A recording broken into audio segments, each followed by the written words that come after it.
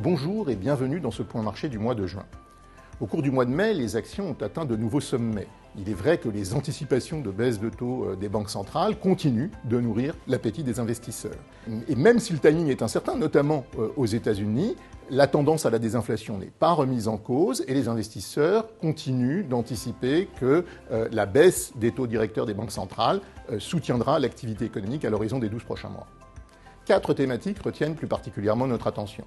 Première thématique, la croissance dans la zone euro et au Royaume-Uni s'améliore légèrement.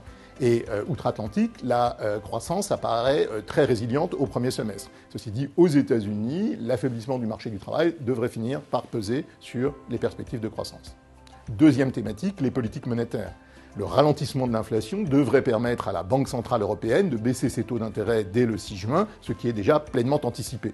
En revanche, le timing est beaucoup plus incertain du côté des États-Unis. Ce n'est que lorsque l'inflation se repliera plus nettement et que la croissance ralentira que la Réserve fédérale sera disposée à commencer à réduire ses taux directeurs.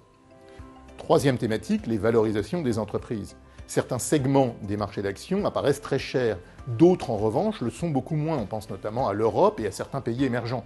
Les investisseurs pourraient retrouver de l'intérêt pour ces économies, d'autant que les bénéfices des entreprises dans certains de ces pays apparaissent très conséquents. Quatrième thématique, les tensions géopolitiques. La volatilité qui est très faible pourrait très vite rebondir en cas de dégradation de la situation, notamment au Moyen-Orient. Et dans un autre registre, la compétition entre les États-Unis et la Chine va certainement se poursuivre. L'Europe cherchera vraisemblablement à ne pas prendre position compte tenu de l'importance de ces deux puissances dans son commerce. Dans cet environnement, quelles sont nos vues de marché ? Alors, du côté des bourses, l'amélioration des perspectives de croissance en Europe devrait permettre aux investisseurs de se repositionner sur des titres jusqu'à présent délaissés.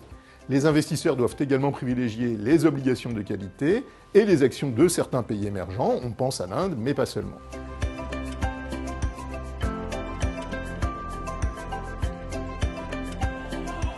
Merci de votre attention et rendez-vous à notre prochain point marché.